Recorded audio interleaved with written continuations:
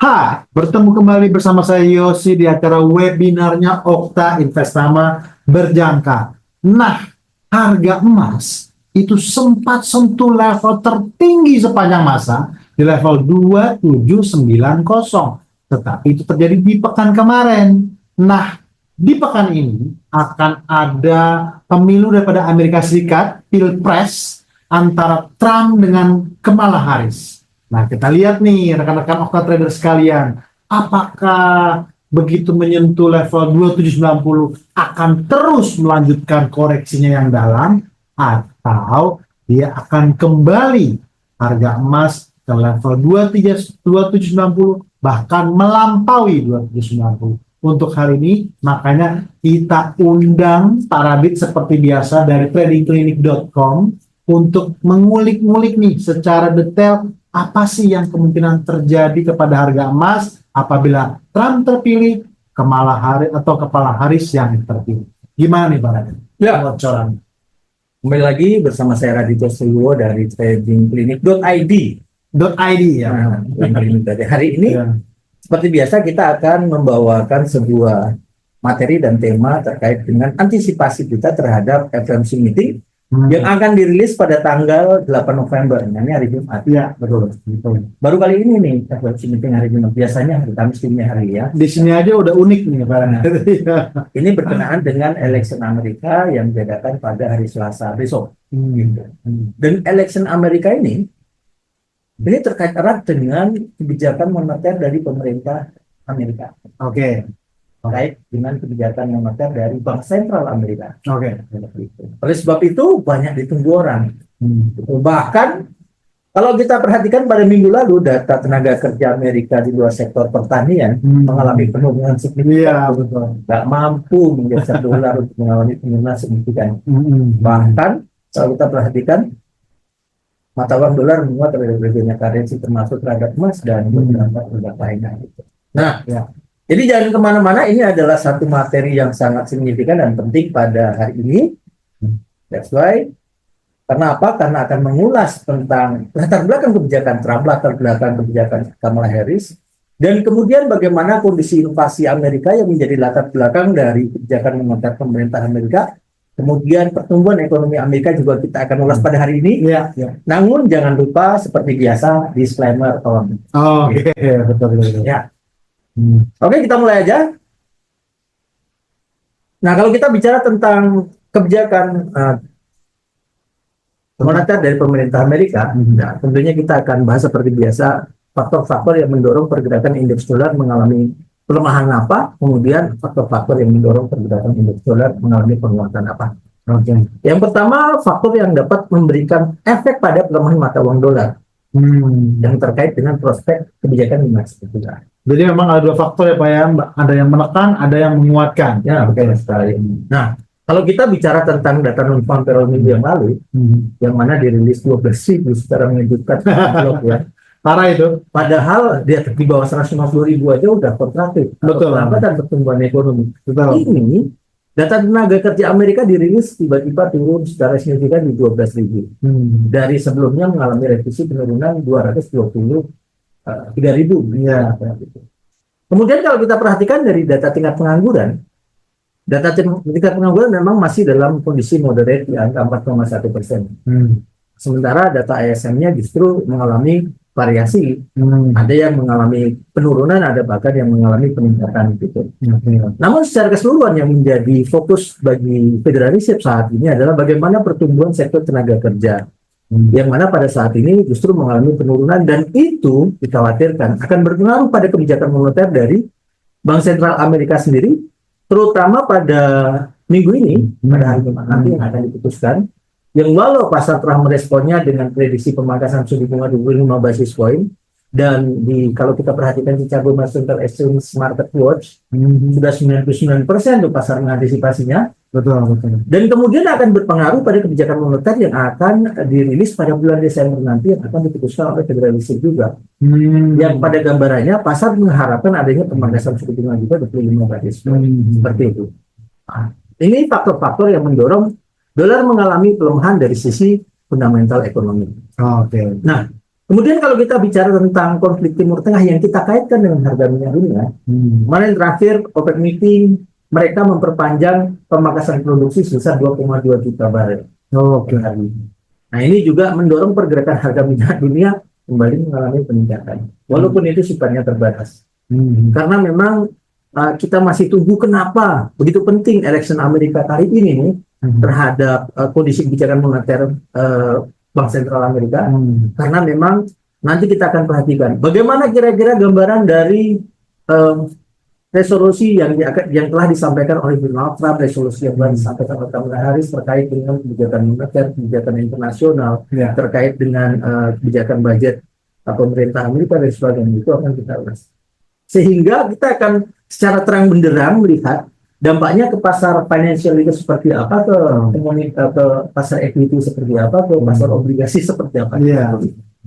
Kita cari bocorannya dari pergerakannya dolarnya dulu. Benar sekali. Nah, oleh sebab itu, faktor lain yang bisa mendorong pergerakan indeks dolar untuk mengalami pelemahan adalah yield bunga obligasi. Itu salah satu materi yang oleh sebab itu, jangan kemana-mana, ini wajib diketahui sebelum Anda memanfaatkan situasi pergerakan pasar menjelang election besok dan FOMC meeting pada hari Jumat nanti. Betul. Nah, selanjutnya faktor yang menguatkan mata uang dolar. Yang pertama hasil election AS yang sekarang ini kebetulan didominasi oleh potensi kemenangan Donald Trump. Nah, ini yang membuat para pelaku pasar melihat potensi penguatan mata uang dolar karena Donald Trump memimpin. Kenapa Donald Trump identik dengan strong dolar? Nanti kita akan bahas. Nah, kemudian yang kedua naiknya yield obligasi Amerika. Jadi penguatan mata uang dolar yang dilatar belakangi oleh lelang obligasi ternyata cukup diminati oleh masyarakat investor yang karena memang yieldnya luar biasa. Nanti kita akan buka kurvanya. Nah, selanjutnya harga minyak dunia yang punya peluang untuk mengalami peningkatan searah dengan saat perkembangan geopolitik yang terjadi di Timur Tengah. Nah, namun kutipannya adalah geopolitik yang terjadi saat ini dengan bergantinya pemimpin Amerika apakah akan berlanjut kemungkinannya atau bahkan potensi damai ini dapat terjadi. Jadi apakah nanti perdamaian ini dapat memberikan satu efek dan nampaknya panjang terhadap kondisi Israel dan Palestina, kemudian Israel dan Lebanon, atau bahkan akan semakin memanas gitu. Kita perhatikan jalannya ke arah mana. Itu kemudian yang terakhir risk data fundamental ekonomi Amerika yang harapannya membaik, yang memberikan satu gambaran bahwa pemangkasan suku bunga The Fed yang diprediksi terjadi secara dini itu tidak terjadi, sehingga membatasi pelemahan mata uang dolar terhadap regional currency. Nah, itu poin-poin yang akan kita bahas pada hari ini. Oke, kita mulai aja.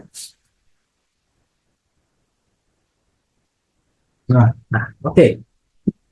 Kita akan bahas tentang dominasi Donald Trump terkait dengan pengaruhnya terhadap FOMC meeting pada hari Jumat nanti yang dijadwalkan akan dirilis pada pukul 1 dini hari, gitu ya.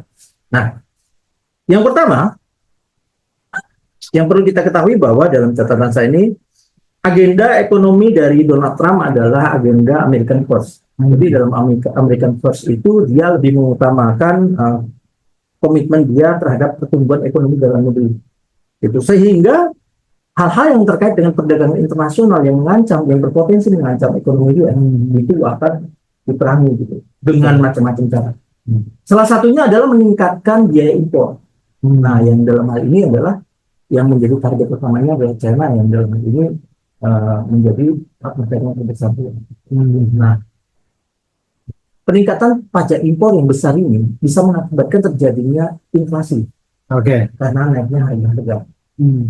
Nah, kondisi peningkatan inflasi ini yang disinyalir menjadi latar belakang kenapa Bank Sentral melihat bahwa siapa yang terpilih sebagai presiden Amerika ini akan berpengaruh terhadap kebijakan moneter dari Bank Sentral sendiri.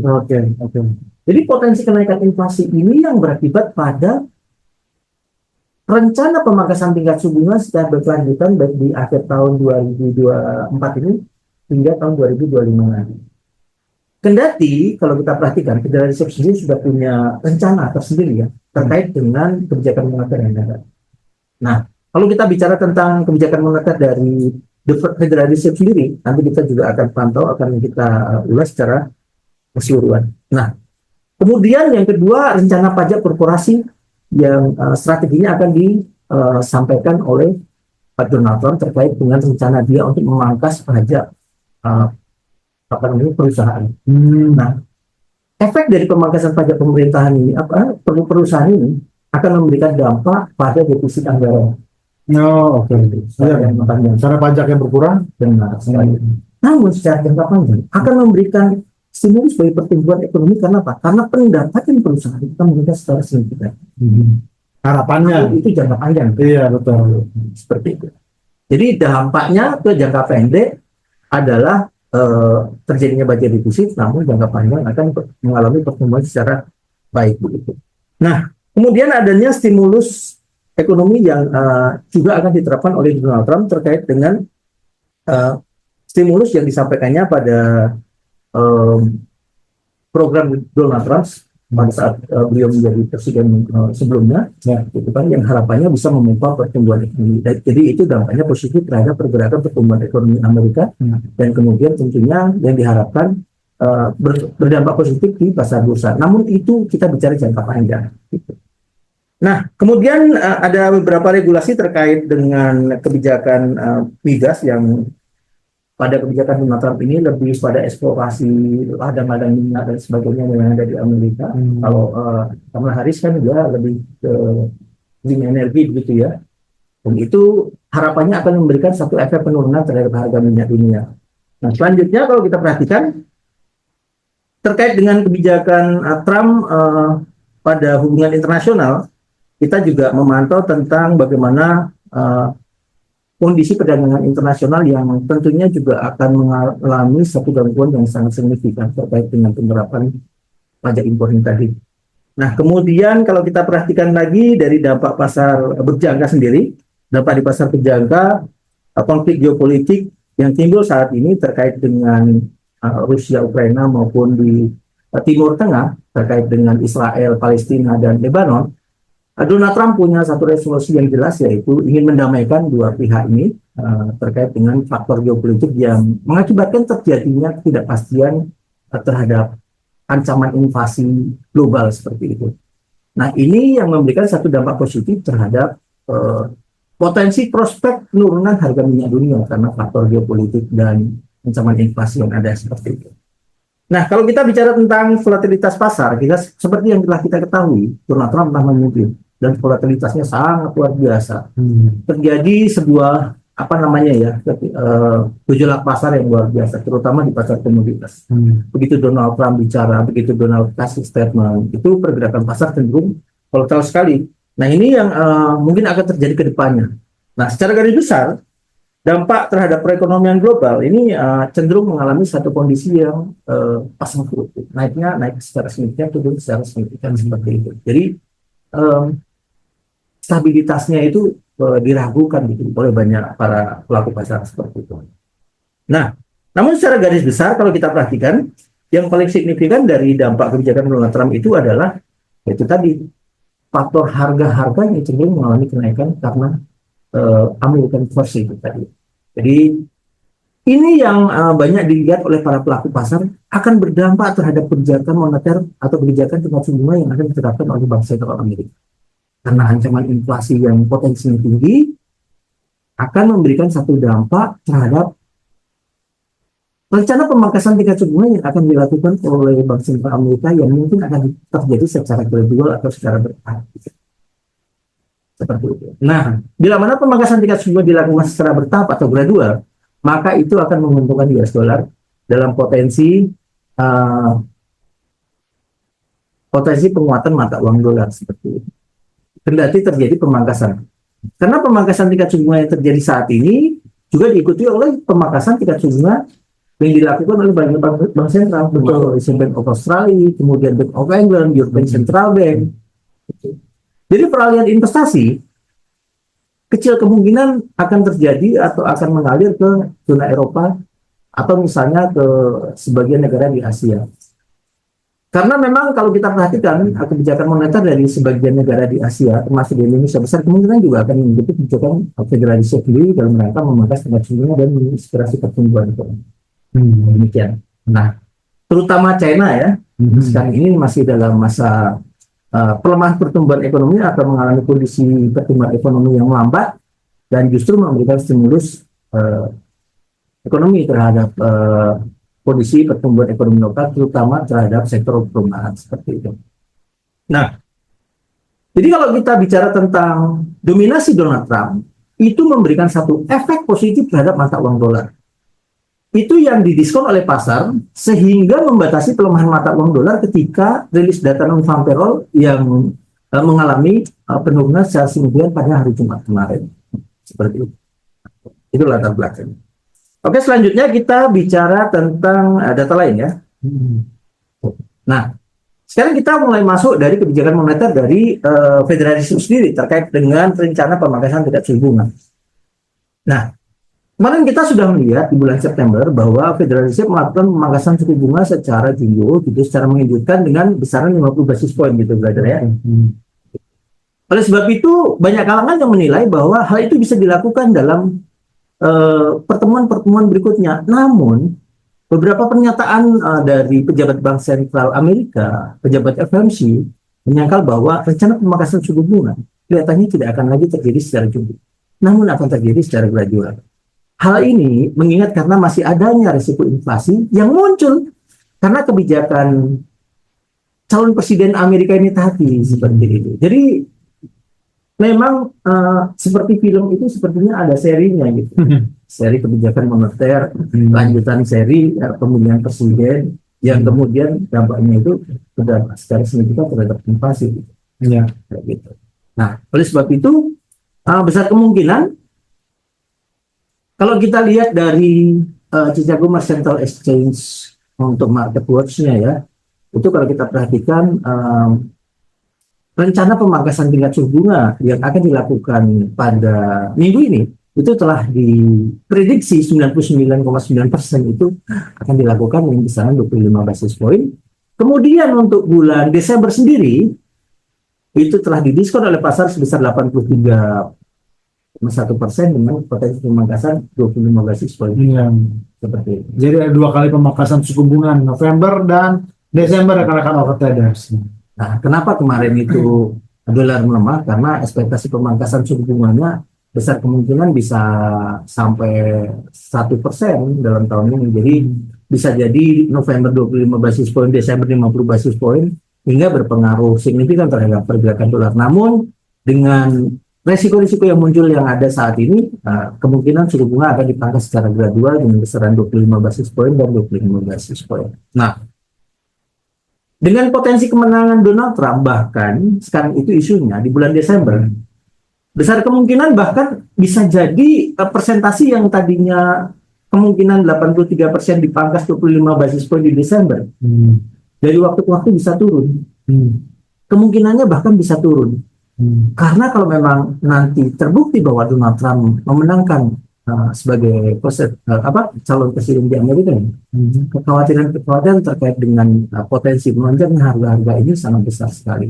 Sehingga potensi kenaikan yang terjadi di bulan Desember ini bisa berkurang dari 83% bisa ke 70% atau bahkan ke 50%. Dan bahkan kalau dari sisi poolingnya mengalami penurunan di bawah 50%, juga tidak mungkin di Desember nanti bisa tidak ada pemangkasan suku bunga. Itu yang dikhawatirkan dan mendorong yang cenderung menguntungkan pergerakan mata uang dolar. Nah, oke, kita perhatikan bagaimana kondisi pooling pasar di Chicago Mercantile Exchange untuk bulan Januari ya. Di bulan Januari sendiri potensi pemangkasan menjadi turun signifikan gitu. Dengan besaran 16%-an ya. Gitu. Jadi Januari besar kemungkinan mungkin nggak akan ada satu potensi pemangkasan suku bunga. Namun kalau kita perhatikan di bulan Februari, ya di bulan Maret maupun di bulan Mei-nya ya, mulai ada persentase kenaikan dari rencana pemangkasan suku bunga. Jadi besar kemungkinan kebijakan yang diambil oleh Federal Reserve dari pooling yang ada di Chicago Mercantile Exchange ini ini akan terjadi secara serius hingga tahun depan. Namun kecil kemungkinan akan melakukan pemangkasan tingkat suku bunga secara jumbo lagi dengan kisaran 50 basis point. 20 basis point lah rata-rata. Ya, nanti kita akan coba matchkan antara pooling yang ada di Chicago Mercantile Exchange ini dengan bagaimana proposal dari Federal Reserve sendiri. Nah, sekarang kita ulas dari sisi pooling banyak ekonomi yang ada di Chicago Mercantile Exchange ya, terkait dengan kemungkinan-kemungkinan yang terjadi terhadap rencana pemangkasan tingkat suku bunga. Nah, kondisi ini, pemangkasan secara gradual ini yang dilakukan oleh Bank Sentral ini, kenapa cenderung menahan penurunan mata uang dolar? Karena Bank Sentralnya juga melakukan pemangkasan yang ada. Karena pemangkasan tingkat suku bunga dari Bank Sentral Amerika ini juga diikuti oleh rencana pemangkasan yang banyak Bank Sentral. Kalau The Fed pangkas suku bunga sendiri, banyak Bank Sentral nggak pangkas suku bunga, nah itu baru dolar melemah secara signifikan. Nah, tapi ketika ada pangkas suku bunga banyak yang salah juga menurut, nah itu rame-rame kan berjamaah potong suku. iya, mau lari kemana lagi? Nah, stock market yang tulis gitu kan. Gitu. Nah, setelah kita melihat perkembangan yang terjadi di Chicago Mercantile Exchange, sekarang coba kita perhatikan harga minyak dunia. Tadi kita menyinggung bagaimana kondisi Timur Tengah, bagaimana kondisi harga minyak juga turut berpengaruh terhadap pergerakan indeks dolar. Ya kan, indeks dolar bisa menguat kalau minyaknya terbang nih. Indeks dolar bisa melemah kalau minyaknya turun gitu kan. Nah, kalau kita lihat adanya peningkatan pajak impor itu akan berakibat pada turunnya daya beli, kan begitu kira-kira gambarannya. Turunnya daya beli akan berakibat pada penurunan produksi. Penurunan produksi akan berakibat pada turunnya tingkat permintaan terhadap sektor energi. Nah, oleh sebab itu, potensi penurunan harga minyak mungkin akan dapat terjadi dalam jangka menengah dan jangka panjang. Dengan jangka pendek ini, kendati ada potensi kenaikan ya, kelihatannya juga akan terbatas di area sekitar 72-an, 74-an hingga ke area sekitar 77-an itu. Tapi kalau kita perhatikan dari pola grafiknya ini ya, besar kemungkinan ini kan membentuk satu pola trend channel ya, di mana telah terbentuk 3 channel atasnya, 3 resisten atasnya, besar kemungkinan dia cenderung naik terbatas dengan potensi untuk mengalami penurunan. Ya, channel atasnya kan di area sekitar 7500 ya, sebagai resistennya seperti itu. Nah, coba diperhatikan aja nanti ketika harga minyak mengalami kenaikan di area 75. Nah, kenaikan yang terjadi di area 75 ini searah dengan analisa dari beberapa ekonomi yang terkait dengan prospek pergerakan harga minyak dunia. Kalau nggak salah kemarin JP Morgan juga predik harganya mungkin akan berkisar antara 70 hingga 80 dolar ya stabil kayak gitu. Nah, ini perlu dipantau, mungkin juga sekaligus bisa menjadi opportunity bagi para trader sekalian, ini memanfaatkan opportunity untuk akumulasi jual di level resistance ya, terutama di angka 75 gitu ya. Namun kalau break area itu mungkin akan mencoba ke level resistance selanjutnya di area sekitar 7740-an, itu strong resistance pergerakan itu. Kalau ternyata benar potensi resisten di area sekitar 7500 nggak break, besar kemungkinan dia akan menguji level supportnya, terutama di area sekitar 70. Kalau 70 break, besar kemungkinan dia akan melanjutkan ini hati-hati menguji level 58, 60-an atau 58. Itu 5, 60, 58.2 ya, seperti itu. Nah, ini tadi kita udah bahas skenario interest rate dari Federal Reserve sendiri. Nah, sekarang kita bahas perihal masalah proposal dari Federal Reserve sendiri terkait dengan rencana pemangkasan suku bunga. Nah, kalau kita perhatikan pada kuartal kuartal keempat tahun 2024, bahwa terjadinya pemangkasan tingkat suku bunga dengan forecast 25 basis point November dan 25 basis point pada bulan Desember, ini udah lebih rendah dibandingkan forecast para pelaku pasar yang mengharapkan adanya pemangkasan suku bunga hanya 2 kali tahun ini. Tahun ini kalau kita perhatikan dari pooling yang ada di FOMC member ya, dari beberapa anggota FOMC yang rata-rata memprediksi pada kuartal keempat ini suku bunga mungkin hanya akan dipangkas sampai ke angka titik 5%. Padahal kalau kita perhatikan dengan adanya prospek pemangkasan suku bunga bulan November ini 25 basis poin yang sudah didiskon oleh pasar 99%, dan kemudian rencana pemangkasan bulan Desember yang sudah didiskon oleh pasar 83%, artinya kan suku bunga mungkin akan mencoba ke area sekitar 4,75%, 4,5% gitu ya. Iya. Dan 4,5% ini sudah lebih rendah dibandingkan proposal dari Federal Reserve sendiri. Kayak gitu. Nah, sementara kalau kita perhatikan untuk tahun 2025, besar kemungkinan suku bunga mungkin akan dipangkas lagi hingga besaran di area sekitar di angka sekitar 3%-an gitu. 3,5 hingga 3%-an. Nah, besar kemungkinan tahun depan akan terjadi pemangkasan lagi, namun tidak seintens yang terjadi tahun ini, ya mungkin akan terjadi secara gradual dalam 1 tahun 4 kali pemangkasan, 1% misalnya, ya mungkin akan terjadi pemangkasan lagi sekitar 1% dengan besaran 25 basis poin, 25 basis poin dan 25 basis poin ya, dengan jeda mungkin per kuartal mungkin ya. Itu yang perlu kita pantau secara bersama. Hingga suku bunga dianggap netral ketika sudah bergerak di area sekitar 2,5% hingga 3%. Nah, rencana pemangkasan tingkat suku bunga yang dilakukan oleh Federal Reserve ini sendiri, ini perbedaannya dibandingkan pada saat pandemi kemarin. Pandemi kemarin kan suku bunga dipangkas hingga 0%, 0,25%. Itu karena pertumbuhan ekonomi lambat. Dan kemudian ketika suku bunga diturunkan hingga 0,25%, ini pasti kan ancamannya terbang tinggi. Ya kan? Nah, sementara ini kondisinya, kasusnya itu berbeda. Pemangkasan tingkat suku bunga yang terjadi sekarang ini memang bertujuan untuk menginspirasi pertumbuhan ekonomi. Namun catatannya adalah di titik inflasinya itu terkendali di angka 2%. Kayak gitu. Nah, jadi kalau biasanya suku bunga dipangkas mendorong pergerakan harga emas naik, itu memang benar bisa terjadi. Namun kalau kami perhatikan bila mana geopolitik sekarang ini mulai reda dan resolusi dari Donald Trump untuk mendamaikan Israel Palestina maupun Lebanon, kemudian Rusia dan Ukraina itu memang nanti ada sebuah langkah perdamaian yang nyata gitu ya. Besar kemungkinan geopolitik akan mereda dan kemudian besar kemungkinan harga emas dunia mungkin akan mengikuti potensi koreksi yang cukup signifikan seperti itu. Nah, nanti secara teknikal kita akan ulas juga terkait dengan harga emas dunia ini. Gitu. Nah,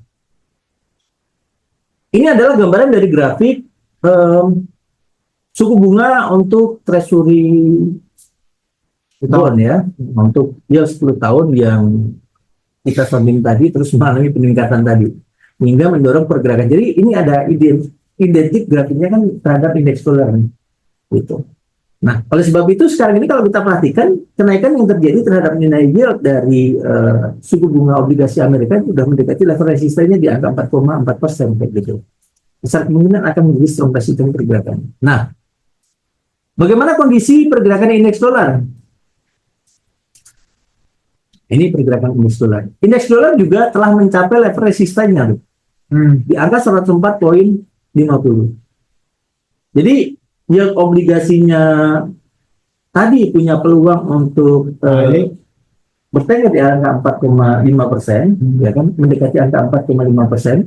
Nah, di sini indeks dolar sudah mencapai level resisten pertamanya di angka 104,50. Jadi kalau misalnya nanti di break ke area 4,5 juga tidak bisa mendorong pergerakan indeks dolar sekali lagi naik ke 105,5 ya kan? Tapi itu bersifat terbatas. Kalau indeks dolarnya ke arah sana besar kemungkinan yang saya khawatirkan misalnya besok diumumkan Donald Trump menang nih. Dia bangkit ke 105 sama ya, teoria pasar bisa mendorong indeks dolar ke 105,5 gitu.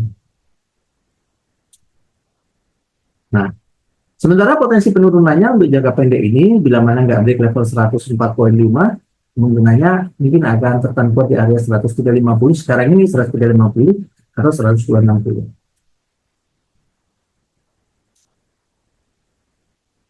Oke. Ya, kembali lagi ini. Nah, ini data-data fundamental ekonomi yang menjadi basis kita untuk melakukan satu penilaian secara objektif. Apakah kondisi pertumbuhan ekonomi Amerika ini sebenarnya mendukung suku bunga bertahan atau diturunkan secara gradual, gitu. Nah, kalau kita bicara tentang tingkat pengangguran untuk kuartal 4 tahun 2024, sekarang di angka 4,1%, sudah mulai stabil. Padahal kekhawatiran pasar, ya, tingkat pengangguran bisa mencapai angka 4,5%. Nah, ini masih jauh di atas kekhawatiran pasar. Oke. Artinya pertumbuhan ekonomi Amerika masih dalam kondisi kondusif. Kemudian dari sisi data PCE inflation-nya, ya, PCE inflation-nya saat ini di angka 2,8, di angka 2,7%, dari sebelumnya 2,8%, yang cenderung mengalami penurunan 2,2%, ya, dari sebelumnya 2,5%. Dan kemudian untuk data GDP-nya, ya, GDP yang prediksinya banyak kalangan menilai dengan tingkat suku bunga tinggi Amerika GDP-nya akan mengalami penurunan hingga 1,8%, ternyata masih di angka 2,8%. Jadi inilah yang menjadi latar belakang kenapa Amerika masih dalam kondisi pertumbuhan ekonomi yang baik itu. Nah, terkait dengan laporan data non-farm payroll yang dirilis pada akhir pekan kemarin yang mengalami penurunan tajam, banyak kalangan yang menilai bahwa hal itu bersifat sementara, karena ya bersamaan dengan banyak badai di Amerika. Badai Milton, badai Helen. Nah, ya itu. Temennya Bro Yos yang Milton dan Helen. Gitu.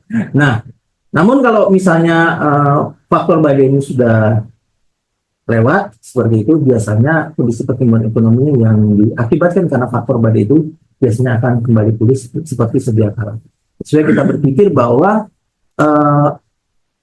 inisial jobless claim yang terjadi minggu yang lalu, yang pada saat badai terjadi itu naik secara signifikan, kan, tapi begitu masuk ke badai lewat, kemudian inisial jobless claim dirilis pada minggu kemarin, ternyata kembali pulih lagi untuk mengalami penurunan secara signifikan seperti itu.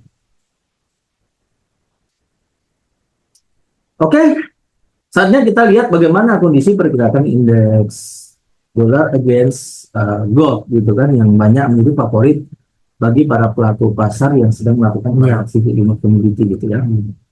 Kemarin seperti yang telah diulas di awal tadi, bahwa emas mencapai rekor tertinggi di level 2.790. Wow, Ya kan? Arahnya kemana setelah Donald Trump terpilih misalnya?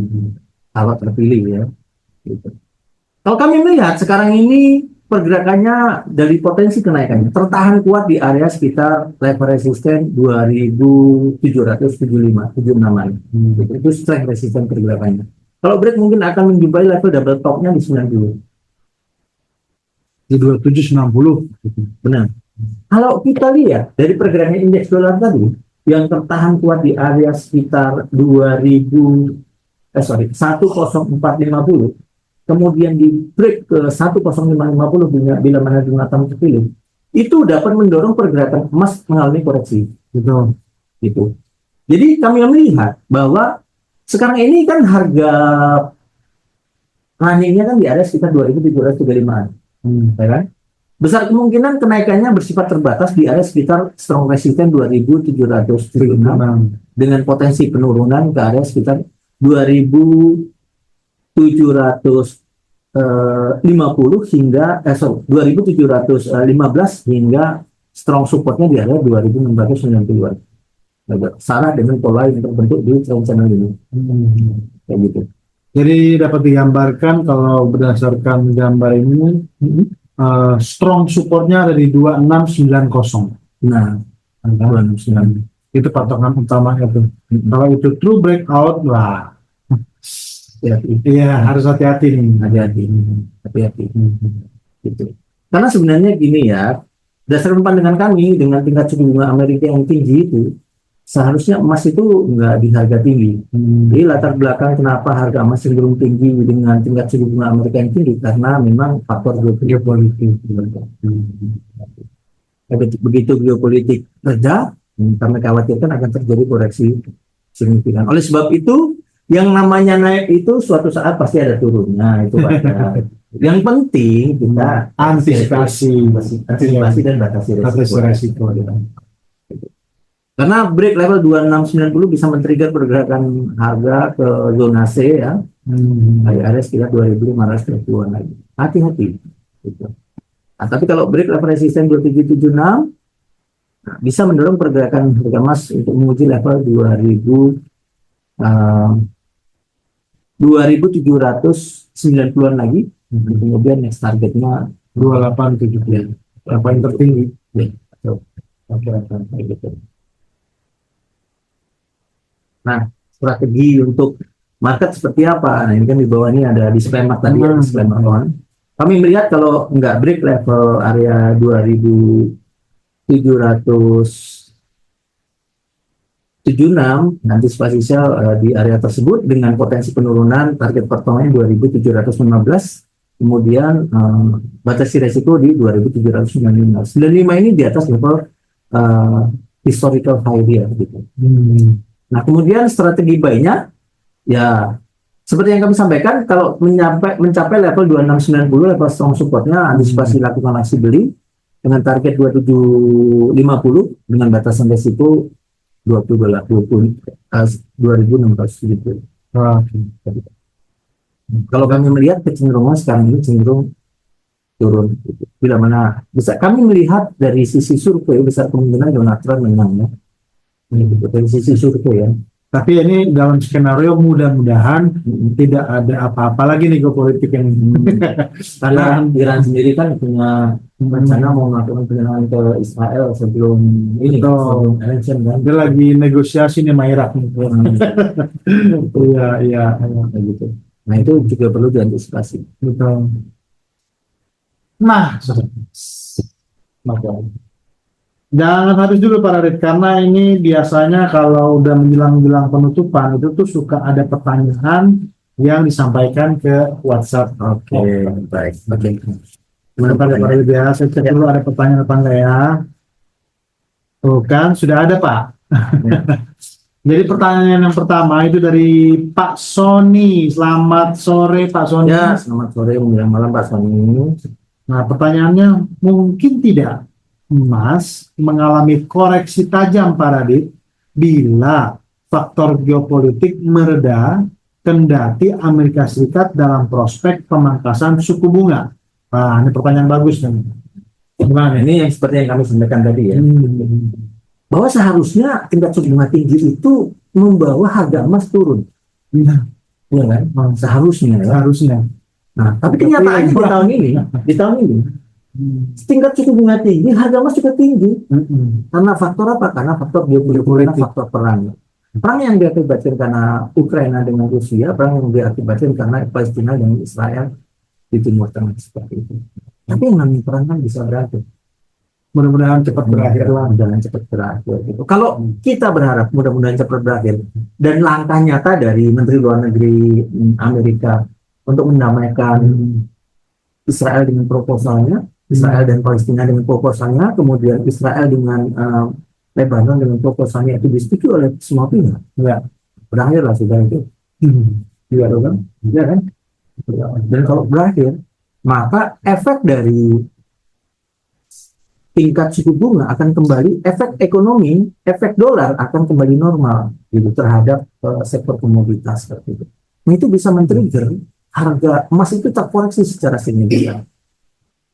Jadi buat okta trader sekalian atau Bapak Ibu sekalian yang hobi untuk mengkoleksi emas dan sudah melakukan pembelian di harga tinggi gitu, nah, sebenarnya beli di harga berapa harga nggak ada masalah, tergantung orientasinya, apakah itu untuk 5 atau 10 tahun ke depan atau untuk jangka pendek, transaksi jangka pendek. Betul. Kalau transaksi jangka pendek ya baiknya harus selalu ada remnya ya, batasan risikonya gitu. Karena kita juga nggak ngerti, nggak ada yang bisa memprediksi market 100% kan gitu. Betul. Namun dengan pendekatan-pendekatan yang ada, kami melihat ada potensi bisa terjadi penurunan yang cukup signifikan dengan skenario A dengan level support 2690 atau bahkan ke level skenario C dengan level support 2520. Itu Pak Sony. Mungkin ada pertanyaan lagi? Kemudian ada pertanyaan dari Pak Antonius. Selamat sore Pak Antonius. Ya, selamat sore. Jadi rupanya Pak Antonius ini pemain Wall Street nih ya.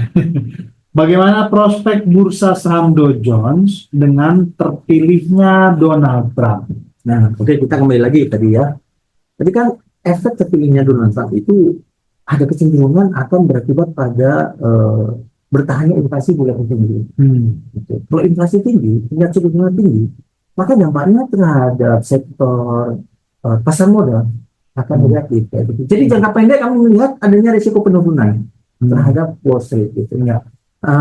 Mungkin mukanya juga bisa. Ini salah satu contoh grafik Dow Jones gitu ya. Sekarang ini polanya memang dalam pola trend channel atas ya, trend up gitu ya. Namun dalam pola potensi penurunan untuk menguji level 39.500-an gitu. Nah sekarang harganya di area sekitar 42.350-200-an. Strong resistennya kami melihat di angka 42.350-60-an dengan opportunity untuk coba tes ke bawah. Gitu. Nah, dengan tingkat suku bunga stabil di level tinggi gitu, dengan prospek pemangkasan suku bunga yang terjadi secara gradual, itu akan memberikan satu dampak yang negatif jangka pendek. Namun jangka panjang, Donald Trump tadi kan sudah menyampaikan akan terjadi pemangkasan pajak perusahaan gitu kan. Ya. Jangka panjangnya itu akan memberikan satu efek positif di perusahaan-perusahaan karena pendapatan perusahaan akan meningkat secara signifikan. Jadi jangka pendek ini dengan terpilihnya Donald Trump, kami meyakini adanya potensi penurunan terhadap atau koreksi terhadap Wall Street. Jangka pendek tadi ya. Jangka pendek. Dan kalau kita lihat pola teknikalnya menguji level 39.500. Jadi level buy yang baik menurut Pak Radit itu baik. level buy dan kan di 39.500. Oh iya, itu level buy yang baik ya. Tapi kalau kita lihat 42.350 masih jauh 39. Iya. Peluangnya masih besar ya.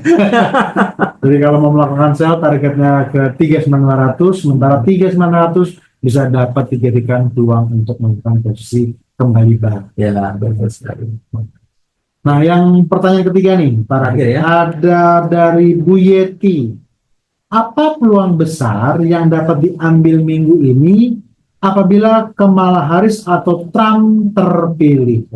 Oke.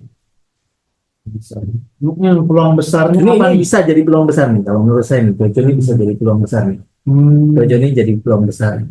Ya, mungkin bisa dipelajari secara internal begitu, secara level teknikalnya untuk level 2 di level berapa. Itu yang pertama ini. Yang kedua, kalau saya perhatikan mata uang yen. Oke. Mata uang yen. Mata uang yen saya perhatikan tuh ada level strong resistance di sekitar 152 50-an sampai 152 90-an gitu. 153 atau 10-an gitu. Itu juga bisa memberikan satu opportunity untuk melakukan aksi jual di sana. Kenapa? Karena di tengah banyak bank sentral memangkas suku bunga, Jepang besar kemungkinan Desember ini bisa naikkan suku bunga. Satu prasyarat utamanya dia akan naikkan suku bunga kalau kondisi geopolitik itu stabil. Oke. Gitu. Poinnya itu aja.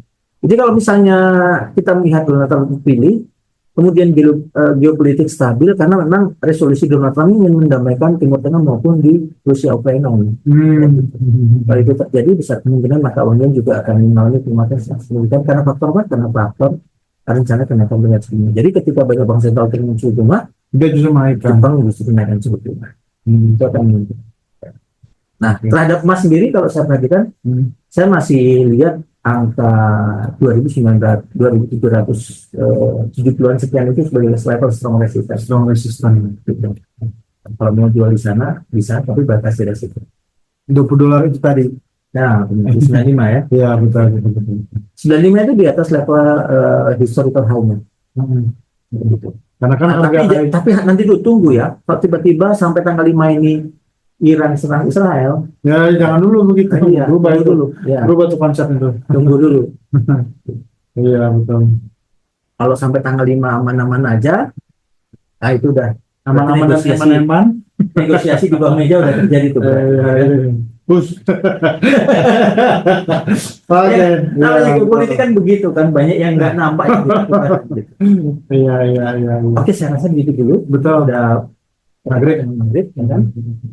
Oke, terima kasih rekan-rekan Okta Trader sekalian, dimanapun traders itu berada. Semoga apa yang kita sampaikan pada hari ini betul-betul bermanfaat bagi tradingan kita semua. Pak Radit, ya. Saya Raditya Wibowo dari tradingclinic.id. Ya. Kami mengucapkan terima kasih yang sebesar-besarnya atas segala atensinya. Sampai jumpa lagi lain kesempatan. Salam. Bye-bye.